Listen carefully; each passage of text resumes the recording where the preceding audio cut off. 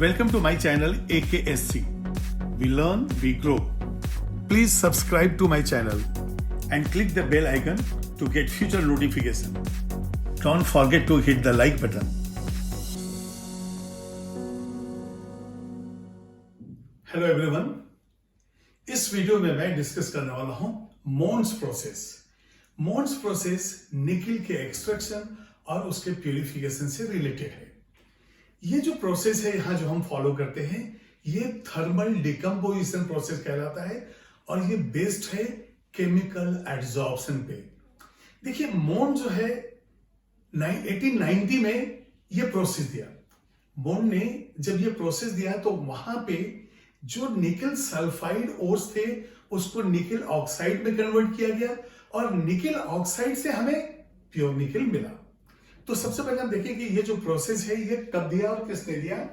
तो ये हो गया मोन प्रोसेस बाय मोन इन 1890। ये 19th सेंचुरी में ये प्रोसेस दिए थे, ये काफी ओल्ड प्रोसेस है। अब यहां पे देखिए निकल के दो हमारे पास और है। जब थोड़ा सा इंट्रोडक्शन हो जाएगा उसके बाद हम बताएंगे कि एग्जैक्टली उस मोन्स प्रोसेस में होता क्या है। तो सबसे पहले हम देखेंगे कि निकल के ये जो दो ओर हैं पेटलेनाइट और इसका पायरोटाइट, ये दोनों ओर जो हैं ये इसके अंदर आयरन और निकल का सल्फाइड है। तो यहां पे मैं लिखूंगा Fe, Ni, ये 9 टाइम और S 8। ये हो गया आयरन और निकल दोनों सल्फाइड टुगेदर। और ये जो पैरोटाइट है ये जो है यहां पे निकल होता है 1 - X S और X का वैल्यू यहां पे 0 से लेके 0.2 तक होता है। तो कहने मतलब ये दोनों ही मेन ओर हैं और दोनों ही ओर सल्फाइड के फॉर्म में हैं। तो बाय मोन्स प्रोसेस हम क्या करेंगे, पहले NiS को हम रोस्टिंग करके कन्वर्ट कर देंगे ऑक्साइड में।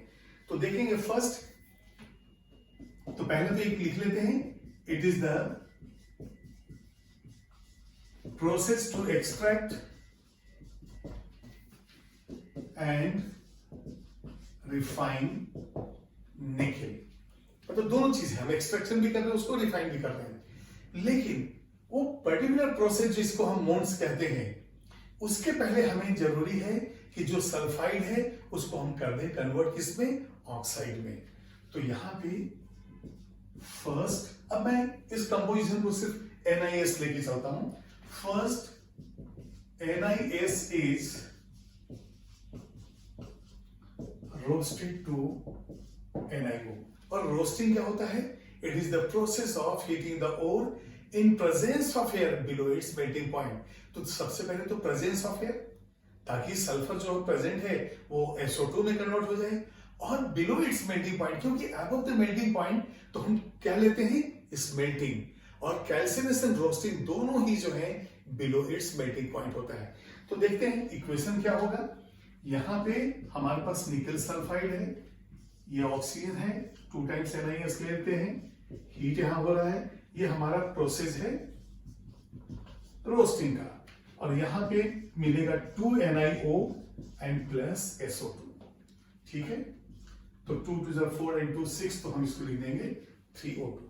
तो देखिए आपके पास जो भी और हुआ, you have converted it into निकल ऑक्साइड। जब एक बार निकल ऑक्साइड मिल गया तो उसके बाद जो है आप देखिए मोन्स प्रोसेस में क्या होता है। निकल सल्फाइड से जो निकल ऑक्साइड हमें मिला, इसका रिएक्शन हम करेंगे वाटर गैस से। वाटर गैस क्या है, ये सिंथेटिक गैस है, और ये जो है ब्लू गैस कहलाता है क्योंकि CO एंड H2 दोनों ही ब्लू कलर के फ्लेम से जलते हैं। तो सबसे पहले मैं लिखूंगा यहां पे वाटर गैस, इसको कहते हैं हम सिंथेटिक गैस, सिन गैस, और ये कहलाता है ब्लू गैस, और कंपोजिशन है इसका CO + H2। तो देखिए यहां पे रोस्टिंग आपने किया, NiO मिला, तो अब पूरा का पूरा जो है एक फ्लो शीट बनाएंगे कि किस तरह से निकल हमें मिल रहा है। तो सबसे पहले हम लोग ने लिया है निकल सल्फाइड, इसके बाद यहां पे प्रोसेस हो गया रोस्टिंग, ये भी हीटिंग प्रोसेस है, पायरोमेटलर्जी मतलब होता है हीटिंग ट्रीटमेंट वाले जितने भी प्रोसेस हैं। तो ये हो गया रोस्टिंग, जहां से हमें मिला NiO। अब NiO को हम किसके साथ हीट कर रहे हैं? वाटर गैस के साथ। ये देखिए वाटर गैस के साथ हमने हीट किया, और जब वाटर गैस के साथ हीट करेंगे तो यहां पे CO प्लस H2 का H2 रिएक्ट करता है, और H2 रिएक्ट करने से H2O बनेगा और निकल हमें मिल जाएगा। तो यहां पे निकल बनेगा, रिएक्शंस में देता हूं अभी, तो निकल बन गया। इसके बाद तो यहां पे टेम्परेचर जो है 200 डिग्री सेल्सियस है जब हाइड्रोजन रिएक्ट करता है वाटर गैस का। इसके बाद जब हमें निकल मिला, निकल के साथ इंप्योरिटी, आयरन की भी इंप्योरिटी होंगी। अब ये निकल जो है इसको हम हीट कर रहे हैं। अभी देखिए वाटर गैस में हम CO प्लस H2 तो ले ही चुके हैं। अब टेम्परेचर जो है इसका मेंटेन करते हैं हम 50 to 60 डिग्री सेल्सियस, बिल्कुल माइल्ड टेम्परेचर, बहुत ज्यादा टेम्परेचर नहीं है। और यहां से जो CO है कार्बन मोनोऑक्साइड, उससे बनता है NiCO4। यह है निकेल टेट्रा कार्बोनाइड, इसका नाम निकेल टेट्रा कार्बोनाइड। अभी देखिए NiCO4 बन गया, केमिकल एड्सॉर्प्शन हो गया, लेयर जो है NiCO4 बन गया। अब क्या होगा,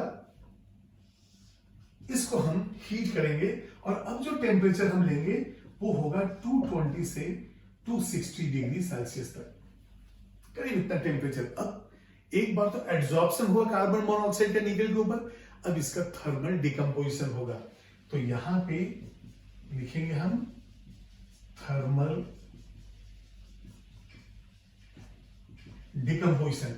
तो अब ये फिर से Na एंड प्लस 4CO ये बन जाएगा। तो ये हमारा जो है प्योर निकल प्रोड्यूस हो गया। ये बिल्कुल क्लियर है। सल्फाइड ओर को हमने क्या किया, रोस्ट करके NiO बनाया। इसके बाद इसका ट्रीटमेंट वाटर गैस से अलग अलग टेम्परेचर पे 200 डिग्री सेल्सियस जब टेम्परेचर मेंटेन है तो वाटर गैस का H2 जो है रिएक्ट करके दिया निकल। ये निकल अभी इम्प्योर है, आयरन की इम्प्योरिटी भी है। अब टेम्परेचर 50-60 डिग्री सेल्सियस जो है तो यहाँ पे जो CO है वो रिएक्ट करता है NiCO4 बनाता है। तो इसका मतलब हो गया कि Na को अब अलग निकाल लिए, अलग निकालने के बाद इसको इस टेम्परेचर पे NiCO4 बनाया, और फिर जब इसको फर्दर हीटिंग करते हैं इसका डिकम्पोजिशन होता है। तो मोन प्रोसेस जो है वो थर्मल डिकम्पोजिशन प्रोसेस है। तो यहां पे पहले आप इसको नोट कीजिए, और इसका देखेंगे कि रिएक्शंस क्या क्या होते हैं। जो रिएक्शन है ये डिफरेंट स्टेजेस में है। यहां पे आपने देखा कि इम्प्योर मैटर, फिर कॉम्प्लेक्स फॉर्मेशन, फिर डिकम्पोजिशन। तो यहां सबसे पहले हम लिखेंगे कि it takes place in 3 stages या 3 स्टेप्स हम बोल सकते हैं। देखिए रोस्टिंग के लिए अलग से स्टेप हो गया। अब रोस्टिंग के बाद जो हम फॉलो कर रहे हैं वो हम देख रहे हैं, वो है मोल्ड्स प्रोसेस का पार्ट। तो यहां पे स्टेप 1 में क्या है, हमारे पास जो ऑक्साइड है उसका वाटर गैस के हाइड्रोजन के साथ रिएक्शन हो रहा है। तो ये हो गया NiO प्लस H2, और ये H2 कहां से है, from water gas. Water gas क्या है, CO प्लस H2। तो इसका ये H2 जो है रिएक्ट कर रहा है, और जो टेम्परेचर मेंटेन किया गया है यहाँ पे 200 डिग्री सेल्सियस से Na बाहर आ गया, H2O प्रोड्यूस हो गया। तो Na प्लस H2, और ये देखिए निकल जो है इम्प्योर है, इसके अंदर आयरन और अदर मेटल्स की इम्प्योरिटीज होंगी। अब आयरन इसलिए है क्योंकि आपने जो सल्फाइड लिया था वो निकल एंड आयरन का सल्फाइड था। अब इसके बाद तो ये स्टेप 1 है। अब देखेंगे स्टेप 2। स्टेप 2 में देखिए क्या हो रहा है, कॉम्प्लेक्स फॉर्मेशन हो रहा है। तो यहां पे स्टेप 2, और यहां पे कॉम्प्लेक्स फॉर्मेशन है। तो हमारे पास Na है प्लस 4CO है। टेम्परेचर वहां मैंने आपको बताया 50 से 60 डिग्री सेल्सियस हीटिंग है, और NiCO4 ये कॉम्प्लेक्स बना। तो ये जो है कार्बन मोनोऑक्साइड का एड्सॉर्प्शन हो गया और NiCO4 बना। अब स्टेप 3 फाइनली जो है थर्मल डिकम्पोजिशन होगा। तो यहां पे देखिए स्टेप 3, और ये है थर्मल डिकम्पोजिशन किसका, NiCO4 का। तो हमारे पास NiCO4 जो बना था, अब हाई टेम्परेचर पे यहां पे 220 से 260 डिग्री सेल्सियस ये जो मैंने टेम्परेचर दिया है, इस पे अब थर्मल डिकम्पोजिशन होगा। ये कॉम्प्लेक्स जो अनस्टेबल है ये ब्रेक हो जाएगा और यहां से मिलेगा Na+4CO। तो पहला स्टेप में क्या है, ये है formation of impure nickel. Second step में आप क्या कर रहे हैं, कॉम्प्लेक्स फॉर्मेशन। तो यहां पे लिख सकते हैं आप कॉम्प्लेक्स फॉर्मेशन। और थर्ड स्टेप क्या हो रहा है, यह है थर्मल डिकम्पोजिशन। Thermal decomposition. और यहां जो निकल मिला हमें, यह है प्योर निकल। तो मेरे ख्याल से मोन्स प्रोसेस आपको क्लियर। यहां पे आप देखेंगे कि जो निकल जो प्रोड्यूस हुआ उसके अंदर अलग अलग स्टेप्स थे और वो सारे स्टेप्स मैंने आपको एक्सप्लेन कर दिया है। तो यहाँ पे निकल का एक्सट्रैक्शन भी हुआ और इसका जो है प्यूरिफिकेशन भी हो गया। तो एक ही प्रोसेस ऐसा हो गया, अलग से हमें नहीं करना पड़ा। जैसे कि आप दूसरी जगह देखे होंगे इलेक्ट्रोलिटिक करना पड़ता है, पोलिंग करना है, यहाँ पे सारा जो है टेम्परेचर जो है अलग अलग हुआ और ये टोटल बन गया। तो रोस्टिंग, उसका निकल, कॉम्प्लेक्स फॉर्मेशन, कॉम्प्लेक्स फॉर्मेशन के बाद उसका थर्मल डिकम्पोजिशन। ठीक है, इसको आप नोट कीजिए। तो अब टाइम है कुछ क्वेश्चन सॉल्व करने का। तो पहले की तरह ही आप वीडियो को पॉज करेंगे, सारे क्वेश्चंस को बिल्कुल एक बार पढ़ेंगे और आप अपने आंसर रेडी रखेंगे। ठीक है, चलिए देखते हैं क्वेश्चंस का। चलिए, मेरे ख्याल से आपने वीडियो पॉज करके जो है क्वेश्चंस को पढ़ लिया है और आपने आंसर भी रेडी कर लिया है। चलिए वन बाय वन देखते हैं एक क्वेश्चन को। The metal for which its property of formation of volatile complex is taken into account for its extraction। अब बताइए volatile जो है, यहाँ पे volatile जो है कॉम्प्लेक्स किसमें बना है, अभी तक जो हमको नहीं देखा है वो है NiCO4, मतलब निकल के केस में ये हुआ है। ठीक है, नेक्स्ट क्वेश्चन आपके सही हो गए ना आंसर। चलिए अब देखते हैं, which method of purification is represented by the following equation। Mond's process है तो इसमें मोन्स प्रोसेस ही आएगा ना, लेकिन फिर भी हमें क्वेश्चन तो देखना ही है। तो चलिए Na+4CO 50 डिग्री सेल्सियस पे कॉम्प्लेक्स बना और हायर टेम्परेचर पे डिकम्पोज हो गया। ये कौन सा प्रोसेस है, ये है मोन प्रोसेस। तो ये मोन प्रोसेस हो गया। ठीक है, फिर थर्ड क्वेश्चन देखिए, in the extraction of nickel by Mond's process the metal obtained by. अभी बताइए मेटल कहां से हमें मिला, थर्मल डिकम्पोजिशन से मिला ना। ये जो लास्ट का पार्ट है, ये प्रोसेस स्टेप कौन सा है, थर्मल डिकम्पोजिशन। तो ये हो गया हमारा थर्मल डिकम्पोजिशन। चलिए क्वेश्चन नंबर 4 देखते हैं क्या है। Which of the following gases are used in Belgian process. अच्छा, बेल्जियन को मैंने क्लब कर दिया है, Belgian process and Mons process. याद कीजिए, बेल्जियन प्रोसेस के अंदर हम वहां पे लेते हैं प्रोड्यूसर गैस CO+N2, जहां पे CO यूज हुआ। और इस प्रोसेस में, मोन्स प्रोसेस में हम लेते हैं वाटर गैस, सिंथेटिक गैस जिसको हम कहते हैं ब्लू गैस। तो पहला बेल्जियम है, उसके बाद मोन्स है।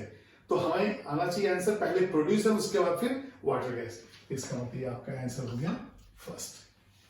तो जैसे कि आपने देखा है कि हर वीडियो में मैं 3-3, 4-4 क्वेश्चन या 2 या 3 जैसा भी फिजिबिलिटी है क्वेश्चन लेने की, वैसा मैं करता हूं। तो आप हर वीडियो के लास्ट में क्वेश्चंस को आप जरूर देखें और क्वेश्चन आंसर करने के पहले आप उस क्वेश्चन पे को नोट कर लें और एक बार वीडियो को रिमाइंड करके कंफर्म कर लें कि हाँ, हमारा जो आंसर है वो जो भी 3-4 क्वेश्चन दिए वो सही आना है। इस कॉन्फिडेंस के साथ आप सॉल्व कीजिए। तो हर वीडियो के लास्ट में क्वेश्चन जरूर रहेगा।